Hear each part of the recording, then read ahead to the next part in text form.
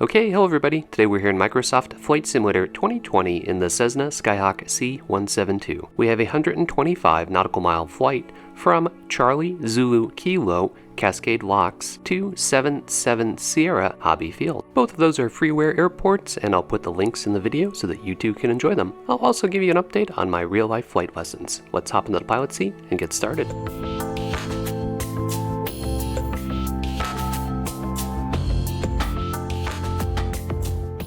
Okay, let's hop over into Google Earth and take a look at where we're flying to and from. So we are starting at Cascade Locks in Oregon, and we're going to fly west and then south to Hobby Field, which is just south of Eugene, also in Oregon. Both of those airports are freeware on flightsim.to, so let's hop into the drone camera and take a closer look at them.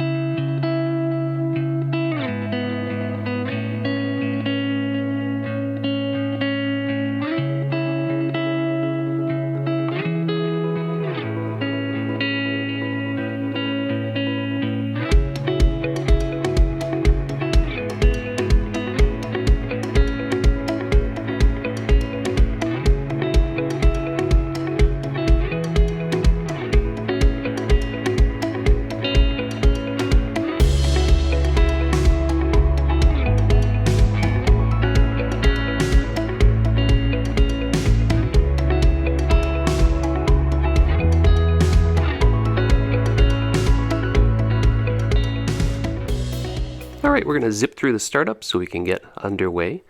So we've got all of our circuit breakers are in, switches are off. We'll pan down here and get our fuel shutoff valve pushed in. Then we'll rotate our fuel selector through each of its positions and then put it back to the center tank. Our trim is set for takeoff. Next we'll head back up to the switches. We'll get the battery and alternator on. And it is a pet peeve of mine that it defaults to turning on the overhead lights. We'll fix that in a minute. Get the beacon on. We'll go over here to the panel switch, turn down those panel lights, check our fuel quantity left, right. We got fuel tanks for both of those. That all looks good. Okay, we'll get the throttle cracked to 1/8 of an inch. Pull the mixture to idle cutoff. We'll call clear prop. We'll get the fuel pump on. Put the mixture to full rich. Wait for the fuel flow to peak. Pull the mixture back to idle cutoff, turn off the fuel pump. Keys in the ignition, and we'll start it up.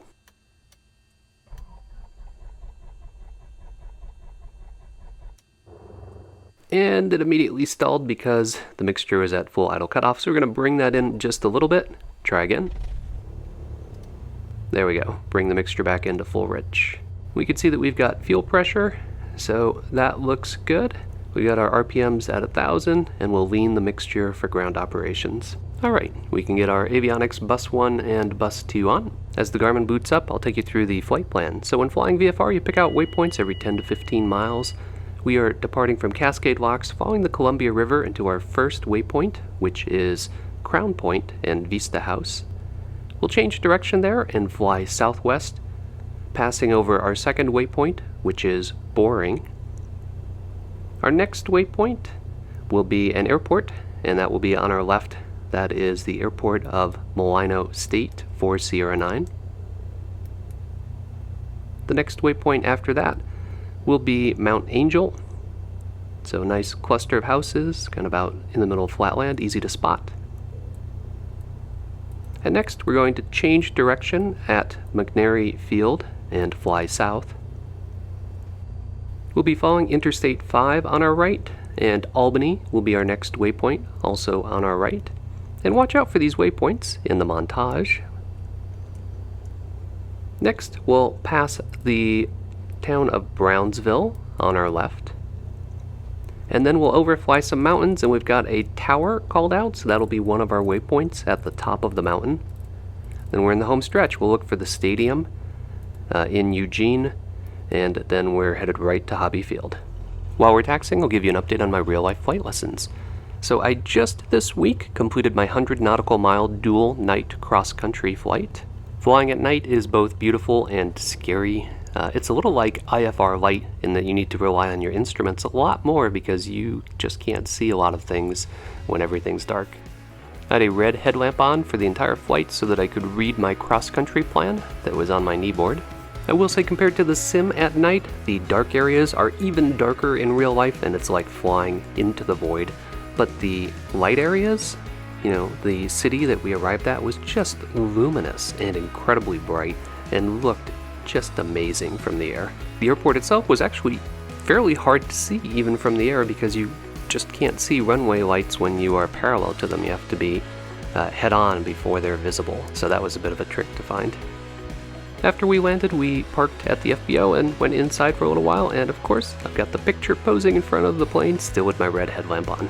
Next step for me is the stage check with the chief flight instructor, and if he signs off, then I get to do my 150 nautical mile daytime cross-country solo, which I'm really looking forward to. Okay, back in the virtual plane, we'll get our switches on. We've completed our run-up. We'll bring the mixture back into full rich, and we'll turn our transponder to alt mode. Cascade Locks traffic, 07 Quebec, back taxi, runway 6 for departure, Cascade Locks. For today's flight, we'll be cruising at 4,500. We are flying a westerly heading, and the way to remember that is east is odd and west is even. That'll also overfly any of the deltas that we pass over, like McNary Field, so we won't have to worry about airspaces. Cascade Locks traffic, 07 Quebec, departing runway 6. We'll be doing a left downwind departure to the west at 4,500, Cascade Locks. Alright, game on. I don't currently have my rudder pedals hooked up, instead I'm using the joystick's twist axis, and just like the real thing, the airplane pulls to the left when you go full throttle. It's a little bit harder to control with the twist axis.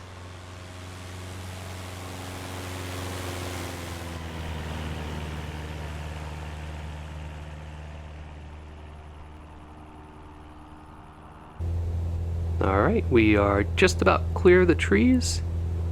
We're going to turn left crosswind. The scenery here just is gorgeous. I can't imagine what this is like flying at Cascade Locks in real life. It's just got to be breathtaking. Alright, we are on track. Let's sit back and enjoy that awesome flight simulator scenery.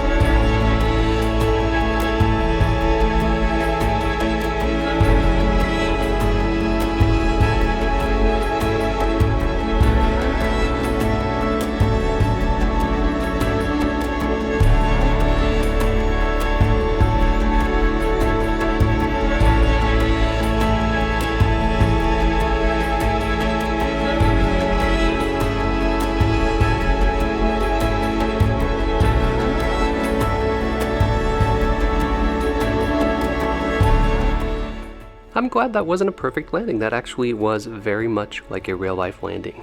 Had a little bit too much speed, floated, had a bounce because we landed flat. All those things can actually happen.